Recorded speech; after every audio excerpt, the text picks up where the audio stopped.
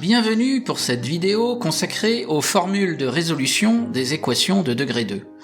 L'objectif est ici de démontrer les formules donnant les solutions d'une équation de la forme az plus bz plus c est égal à 0, avec a, b et c des nombres réels ou des nombres complexes, avec a qui est différent de 0.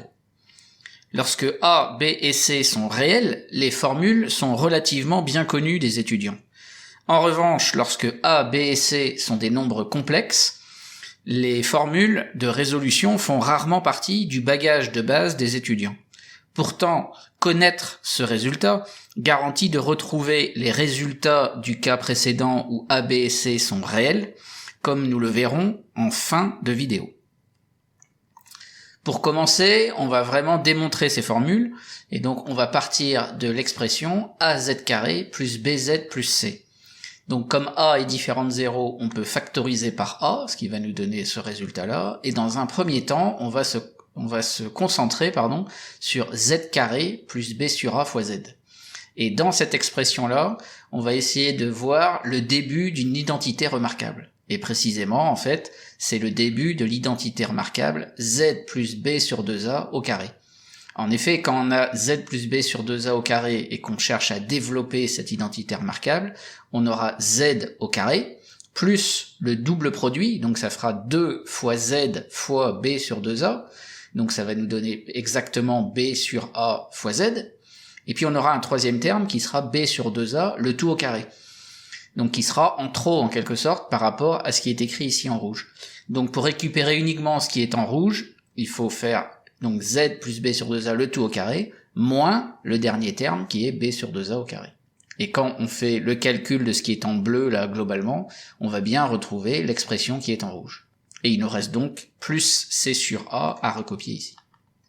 Compte tenu maintenant de cette expression-là, on va essayer de simplifier le deuxième morceau ici qui est moins b sur 2a le tout au carré plus c sur a. Donc dans un premier temps, on écrit que b sur 2a au carré, c'est en fait b au carré sur 2a le tout au carré, mais 2a le tout au carré, c'est 4a carré. Et puis ensuite, on va mettre au même dénominateur les deux fractions, donc ça va nous donner moins b carré sur 4a carré, plus, donc on multiplie par 4a en haut et en bas de la fraction c sur a, et ça va nous donner 4ac sur 4a carré. Et maintenant qu'on a le même dénominateur qui est 4a carré, on peut tout mettre en une seule fraction. Donc comme on va mettre le moins ici en facteur, donc il y a le moins qui est ici qui reste devant. Par contre, comme ici c'était plus, comme on met moins devant, on va récupérer un moins 4ac. Et donc globalement, on a moins la fraction b carré moins 4ac, le tout divisé par 4a carré. Donc là, on reconnaît b carré moins 4ac, là, la fameuse valeur du grand delta et qui est le discriminant qu'on utilise tout le temps. Et donc on a à la fin az carré plus bz plus c qui est en fait égal à a facteur de z plus b sur 2a le tout au carré moins donc delta sur 4a carré. Donc ça, en quelque sorte, c'est ce qu'on appelle la forme canonique du trinôme du second degré az carré plus bz plus c. Donc la question maintenant c'est comment on va gérer ça. Donc ici on se place dans le cas où a, b et c sont des nombres complexes. Donc delta ici qui vaut b carré moins 4ac, c'est aussi un nombre complexe, et donc on est sûr qu'il peut s'écrire sous la forme petit delta au carré, où petit delta est une racine carrée de grand delta. Maintenant qu'on sait que grand delta vaut petit delta au carré, on remplace ici le grand delta par petit delta au carré. Petit delta au carré sur 4a carré, on reconnaît que c'est petit delta sur 2a le tout au carré. Et on se retrouve devant une identité remarquable. On a une expression au carré moins une expression au carré. Donc même si c'est peut-être pas très judicieux de l'appeler encore a et b, mais il faut penser à l'identité remarquable a carré moins b carré. Donc quand on applique cette identité remarquable, on va donc avoir a facteur de donc ce qu'on a dans le premier carré, c'est-à-dire z plus b sur 2a, plus ce qu'on a dans le deuxième carré, donc delta sur 2a, facteur de ce qu'on a dans le premier carré, z plus b sur 2a, moins ce qu'on a dans le carré du deuxième terme, c'est-à-dire delta sur 2a.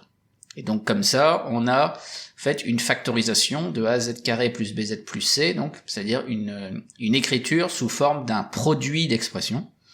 Et donc maintenant, on va exploiter cette cette forme-là, donc cette forme factorisée, puisque nous, ce qui nous intéressait, c'était de résoudre az carré plus bz plus c égale à 0. Donc maintenant qu'on sait que az carré plus bz plus c s'écrit comme un produit ici, on doit donc résoudre quand est-ce que ce produit-là est égal à 0. Mais on sait qu'un produit est nul si l'un des facteurs est nul. Donc ici on avait supposé a différent de 0, donc c'est pas a qui va être nul, ça va être soit le premier terme, enfin le terme ici entre parenthèses qui va être nul, soit cet autre terme-là qui va être nul. Donc concrètement ça donne donc soit ce premier terme égale 0, soit le deuxième terme ici qui vaut 0. Et donc comme on cherche à trouver z, on isole z dans la première égalité, ça nous fait z égale moins b sur 2a moins petit delta sur 2a. Ou alors, dans cette égalité-là, on isole z et ça nous fait moins b sur 2a plus delta sur 2a. Et donc là, on a trouvé les deux solutions à notre équation de départ. Donc finalement, on retrouve bien le résultat qui était annoncé depuis le début, puisque moins b sur 2a qu'on a ici, moins delta sur 2a, si on met tout au même dénominateur, ça nous donne bien la valeur de z1 qu'on avait trouvé, ou qu'on avait donné au moins dans le résultat général, qui est moins b moins petit delta sur 2a. Et en revanche, quand on a moins b sur 2a plus delta sur 2a, mettant tout au même dénominateur, ça nous donne bien le z2 qu'on avait ici, qui est donc moins b plus petit delta sur 2a. Donc avec ça, ça veut dire qu'on a retrouvé, et donc on a démontré le résultat général pour l'équation az carré plus bz plus c égale 0, dans le cas où a, b et c sont des nombres complexes. En particulier, avec l'écriture sous forme factorisée qu'on a ici, ça nous permet d'écrire de façon générale, lorsqu'on a calculé z1 et z2, les deux solutions de l'équation az carré plus bz plus c égale 0, ça permet de factoriser az carré plus bz plus c sous la forme a fois, entre parenthèses, z moins z1, fois, entre parenthèses, z moins z2. Donc avec ça, on a vraiment le résultat général sur avec le cas ABC qui sont des complexes, et on a donc démontré ces formules-là, et donc on peut appliquer comme on veut ces formules. Donc pour terminer cette vidéo, on va se concentrer sur la façon dont ce résultat général, qui est donc vérifié pour ABC complexe, comment il permet de retrouver les formules dans le cas où A, B, C sont des réels. Et c'est des formules qu'on a plus l'habitude de croiser. Donc, quand on regarde ce cas-là, on va s'appuyer donc sur le résultat général du cas ABC qui sont des complexes. Donc, on part sur les choses classiques, c'est-à-dire que quand ABC sont des réels, on a grand delta qui vaut b carré moins 4ac, donc c'est un nombre réel aussi, donc il peut être strictement positif. Et s'il est strictement positif, eh bien, on peut écrire delta, le grand delta, comme racine de delta, le tout au carré, puisqu'on a bien le droit de prendre la racine carrée d'un nombre qui est positif strict. Donc ça veut dire que là, grand delta, on écrit bien comme un petit delta au carré, avec petit delta qui vaut racine de grand delta. Donc si on applique ce résultat-là maintenant, ça va nous donner Z1 et Z2 qui sont les formules bien connues apprises pour un certain nombre d'étudiants au lycée. Donc maintenant, on regarde ce qui se passe lorsque grand delta vaut 0, toujours quand A, B et C sont réels. Eh bien, grand delta qui vaut 0, on peut aussi l'écrire 0 au carré. Donc on a trouvé un petit delta qui élevé au carré donne grand delta. Et donc petit delta, il suffit de prendre 0. Donc maintenant, on remplace petit delta par 0 dans ces formules-là pour Z1 et Z2. Et on retrouve que Z1 égale Z2 égale moins B sur 2A. C'est-à-dire qu'on a une unique solution qui est réelle, et qui est même double, puisque c'est la même valeur à la fois pour Z1 et pour Z2.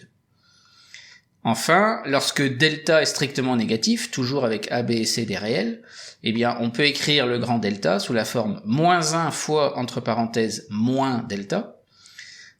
Moins 1 qui est devant, on peut l'écrire I au carré, multiplié par, et donc moins grand delta, c'est racine de moins grand delta, le tout au carré. Donc ici, puisque delta est strictement négatif, moins delta est strictement positif, et donc on a bien le droit d'écrire racine carrée de moins grand delta. Ici, on se rend compte qu'en regroupant ça, on peut remarquer que c'est i racine de moins delta, le tout au carré, donc on écrit bien grand delta comme un petit delta au carré, et donc avec petit delta qui est i racine de moins grand delta. Et donc en remplaçant ici dans nos formules, on récupère qu'on a deux solutions complexes qui sont Z1 égale moins B moins I racine de moins delta sur 2A, et Z2 qui est moins B plus I racine de moins delta sur 2A. Mais comme A, B et C sont des réels, on est sûr que les deux nombres qu'on a ici, enfin les deux nombres complexes qu'on a ici pour Z1 et Z2, ils sont conjugués l'un de l'autre, c'est-à-dire qu'on a bien Z2 égale le conjugué de Z1. Sur ce, je vous dis à bientôt pour d'autres vidéos.